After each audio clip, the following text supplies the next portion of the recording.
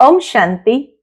आज 25 जनवरी 2024 के बाबा के अनमोल मधुर महावाक्य सुनेंगे। आज की मुरली में बाबा कहे, बाबा एकदम निष्काम है। बाबा को कभी कोई बच्चे से कोई आश नहीं है।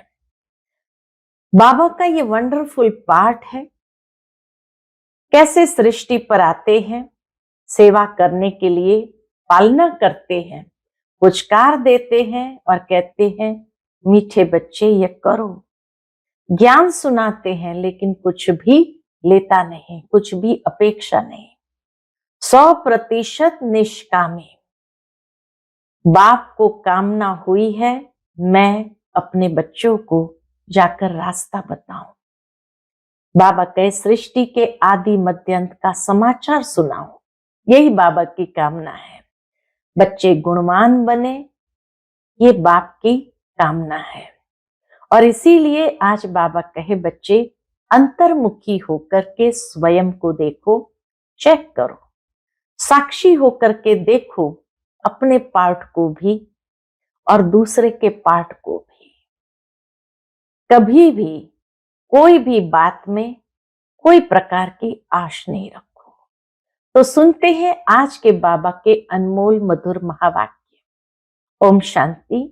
मीठे बच्चे, तुम्हें वंडर खाना चाहिए कि हमें कैसा मीठा बाप मिला है जिसे कोई भी आश नहीं, और दाता कितना जबरदस्त है, लेने की जरा भी तमन्ना नहीं। आज की मुरली से प्रश्न है, बाप का वंडरफुल पार्ट कौन सा है? 100% निष्कामी बाप किस कामना से सृष्टि पर आया है? उत्तर है, बाबा का वंडरफुल पार्ट है पढ़ाने का। वह सर्विस के लिए ही आते हैं, पालना करते हैं, पुचकार देकर कहते हैं मीठे बच्चे यह करो। ज्ञान सुनाते हैं, लेते कुछ नहीं। 100% निष्कामी बाप को कामना हुई कि मैं अपने बच्चों को जाकर रास्ता बताऊं। 100% निष्कामी बाप को कामना हुई, कौन सी कामना हुई? कि मैं अपने बच्चों को जाकर रास्ता बताऊं, सृष्टि के आदि मध्यांत का समाचार सुनाऊं, बच्चे गुणवान बने। बाप की यही कामना है। कितनी श्रेष्ठ कामना है। ओम शांति। मीठे मीठे रूहानी बच्चों को रूहानी बाप ऐसा मिला है जो कुछ लेता नहीं। रूहानी बच्चों को रूहानी बाप ऐसा मिला हुआ है जो कुछ लेता नहीं, कुछ खाता नहीं, कुछ पीता नहीं, तो उनको कोई आश व उम्मीद नहीं। जब कुछ लेना नहीं, खाना नहीं, पीना नहीं, तो कोई आश व उम्मीद नहीं। और मनुष्य को कोई ना कोई आश जरूर होती है। धनवान बने, फलाना बने, उनको कोई आश नहीं, वह अभोक्ता है। तुमने सुना था एक साधु कहता है मैं कुछ खाता पीता नहीं। उस जमाने में बाबा के समय एक साधु था जो कहता मैं कुछ खाता पीता नहीं। यह तो जैसे कॉपी करते हैं। सारे विश्व में एक ही बाप है जो कुछ लेता करता नहीं। तो बच्चों को ख्याल करना चाहिए कि हम किसके बच्चे हैं। ऐसे बाप के बच्चे हैं। बाप कैसे आकर इसमें प्रवेश करते हैं, खुद की कोई तमन्ना नहीं, खुद तो गुप्त है। उनकी जीवन कहानी को तुम बच्चे ही जानते हो। तुम्हारे में भी थोड़े हैं जो पूरी रीति समझते हैं।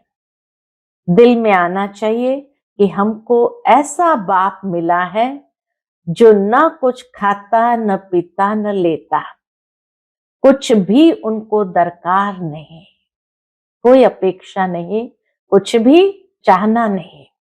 ऐसा तो कोई हो नहीं सकता। एक ही निराकार ऊंचते ऊंच भगवान ही गाया हुआ है, उनको ही सब याद करते हैं। वह तुम्हारा बाप भी अभोक्ता टीचर भी अभोक्ता तो सतगुरु भी अभोक्ता, कुछ भी लेता नहीं। बाबा कुछ भी लेते नहीं, लेकर वह क्या करेंगे? यह भी वंडरफुल बाप है। अपने लिए जरा भी आश नहीं। शिव बाबा तो है ही वंडरफुल, लेकिन उसके साथ ब्रह्मा बाबा भी वंडरफुल बाप है। अपने लिए जरा भी आश नहीं। ऐसा कोई मनुष्य होता नहीं। मनुष्य को तो खाना कपड़ा आदि सब चाहिए, मुझे कुछ नहीं चाहिए। बाबा कहे मुझे कुछ नहीं चाहिए, मुझे तो बुलाते हैं कि आकर पतितों को पावन बनाओ। मैं हूं निराकार, मैं कुछ नहीं लेता, मुझे तो अपना आकार ही नहीं, मैं सिर्फ इसमें प्रवेश करता हूं, बाकी खाती पीती इनकी आत्मा है। शिव बाबा तो अभोक्ता है, मेरी आत्मा को कुछ भी आश नहीं है। हम सर्विस के लिए ही आते हैं। सोच करना होता है कैसा वंडरफुल खेल है। बाबा कहे ख्याल करो कैसा वंडरफुल ये खेल है। एक बाप सबका प्यारा है, उनको जरा भी आश नहीं, सिर्फ आकर पढ़ाते हैं, पालना करते हैं, पुचकार देते हैं, मीठे बच्चे ये करो, ज्ञान सुनाते हैं, लेते कुछ भी नहीं। करन करावनहार बाप ही है, समझो कुछ शिव बाबा को दिया। किसी ने शिव बाबा के अर्थ कुछ दिया, वह क्या करेंगे? टोली लेकर खाएंगे। शिव बाबा को शरीर ही नहीं तो लेवे कैसे? शिव बाबा को शरीर ही नहीं तो लेवे कैसे? और सर्विस देखो कितनी करते हैं, सबको अच्छी अच्छी मत देकर गुल गुल बनाते हैं। बच्चों को वंडर खाना चाहिए, बाप तो है ही दाता। दाता भी कितना जबरदस्त, और कोई तमन्ना नहीं। ब्रह्मा को भल फुरना है, ब्रह्मा बाबा को फुरना है, इतने बच्चों की संभाल करनी है। फुरना माना चिंता है कि इतने बच्चों की संभाल करनी है, खिलाना पिलाना है। पैसा जो भी आता है वह शिव बाबा के लिए ही आता है। हमने तो सब कुछ स्वाहा कर दिया। बाप की श्रीमत पर चल अपना सब कुछ सफल कर भविष्य बनाते हैं। बाप तो 100% निष्कामी है, सिर्फ यही फुरना है कि सबको जाकर रास्ता बताओ। शिव बाबा को यही फुरना है कि सबको जाकर रास्ता बताऊं, सृष्टि के आदि मध्य अंत का समाचार सुनाओ। और तो कोई जानते नहीं, तुम बच्चे ही जानते हो। बाप टीचर के रूप में पढ़ाते हैं, फी आदि कुछ लेते नहीं है। बाबा फी आदि कुछ लेते नहीं, तुम शिव बाबा के नाम पर लेते हो। बाबा के फिर भी बच्चे तो शिव बाबा के नाम पर लेते हो, वहां रिटर्न में मिलता है। बाबा में ये तमन्ना है क्या कि हम नर से नारायण बने? शिव बाबा को ये भी तमन्ना नहीं कि मैं नर से नारायण बनूं। बाप तो ड्रामा अनुसार पढ़ाते हैं, ऐसा नहीं कि उनको आश है कि हम ऊंचते ऊंच तख्त नशीन बने। नहीं, सारा मदार है पढ़ाई पर, दैवी गुणों पर, और फिर औरों को भी पढ़ाना है। बाप देखते हैं ड्रामा अनुसार कल्प पहले मिसल, इनकी जो एक्ट चलती है साक्षी होकर देखते हैं।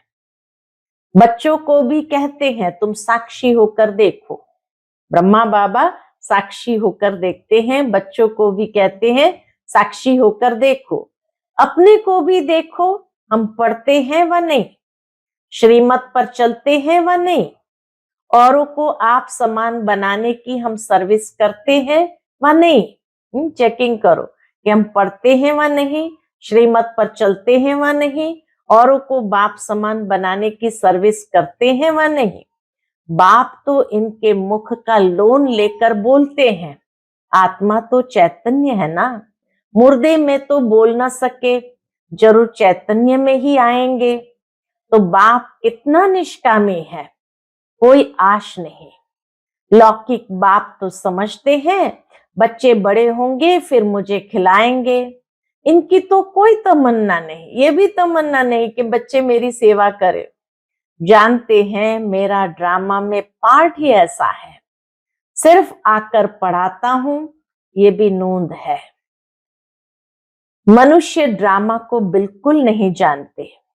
तुम बच्चों को ये निश्चय है बाप ही हमको पढ़ाते हैं, ये ब्रह्मा भी पढ़ते हैं, जरूर ये सबसे अच्छा पढ़ते होंगे। ब्रह्मा बाबा सबसे अच्छा पढ़ते होंगे, यह भी अच्छा मददगार है शिव बाबा का। हमारे पास तो कुछ धन है नहीं, बच्चे ही धन देते हैं और लेते हैं। तो बाबा कहे बच्चे ही धन देते हैं और लेते हैं, दो मुट्ठी देते हैं और भविष्य में लेते हैं। कोई के पास कुछ है नहीं तो कुछ देते नहीं, बाकी हाँ अच्छा पढ़ते हैं तो भविष्य में अच्छा पद पाते हैं। यह भी बहुत थोड़े हैं जिनको याद रहता है कि हम नई दुनिया के लिए पढ़ रहे हैं। यह याद रहे तो भी मन मना भाव है, परंतु बहुत है जो दुनियावी बातों में समय बर्बाद करते हैं। बाबा क्या पढ़ाते हैं, कैसे पढ़ाते हैं, कितना उच्च पद पाना है, यह सब कुछ भूल जाते हैं। आपस में ही लड़ते झगड़ते टाइम वेस्ट करते रहते हैं। जो बड़ा इम्तिहान पास करते हैं वह कभी अपना समय वेस्ट नहीं करते। दुनिया में भी कोई बड़ा साइंटिस्ट बनने जा रहा होता है तो बाबा कहे वो कभी अपना समय वेस्ट नहीं करते। अच्छी तरह पढ़ेंगे, श्रीमत पर चलेंगे। श्रीमत पर तो चलना पड़े ना। बाप कहते हैं तुम तो नाफरमान वरदार हो, श्रीमत देता हूं, बाप को याद करो तो भूल जाते हो।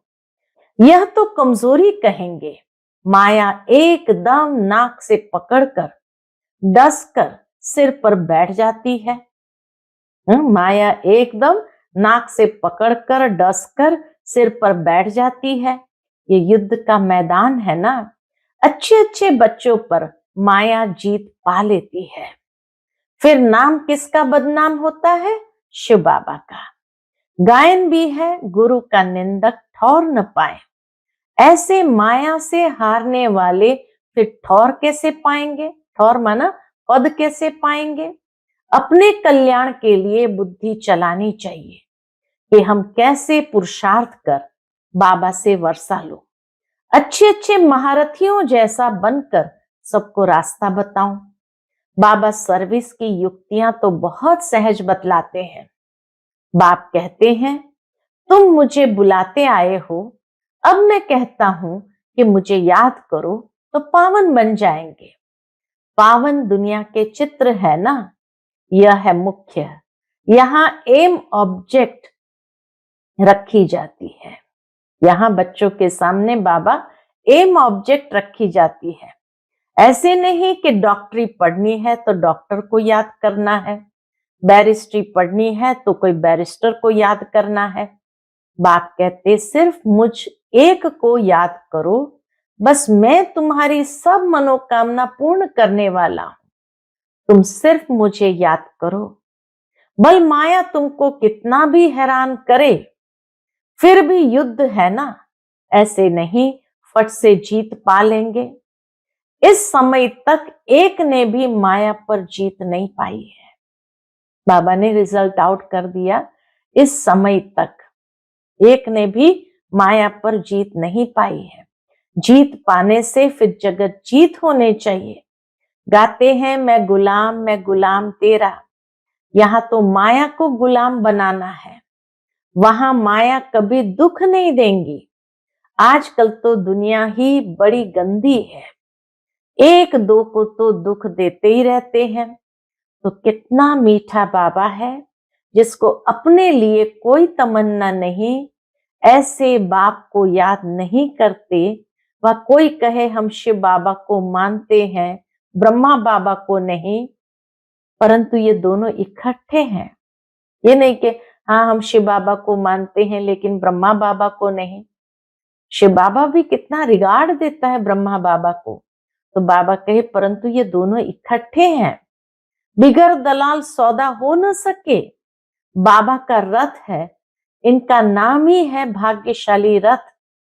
यह भी जानते हो सबसे नंबर 1 ऊंचा है यह।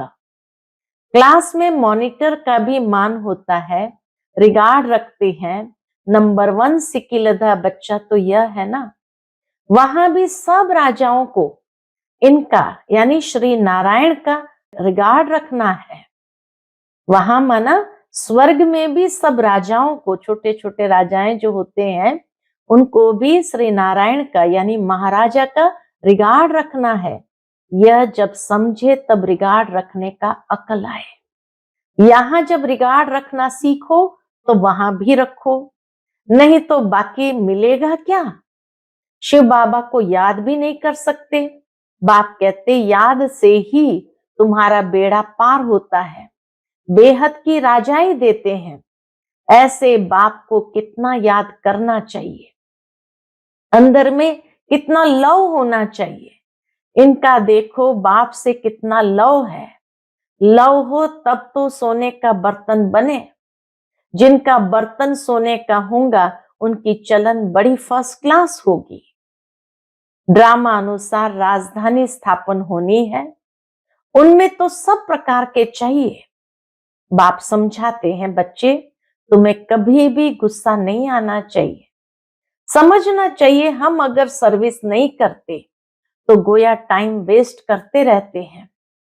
शिव बाबा के यज्ञ की कोई सर्विस नहीं करेंगे तो मिलेगा क्या। सर्विसेबल ही उच्च पद पाएंगे। अपना कल्याण करने के लिए शौक रखना चाहिए, नहीं करते तो पद भ्रष्ट करते। स्टूडेंट अच्छा पढ़ते हैं तो टीचर भी खुश होगा, समझेंगे यह हमारा नाम बाला करेंगे, इनके कारण हमको इजाफा मिलेगा। बाप टीचर आदि सब खुश होंगे। अच्छे सपूत बच्चों पर माँ बाप भी कुर्बान जाते हैं। जो बहुत अच्छी सर्विस करते हैं तो बाप भी सुनकर खुश होते हैं।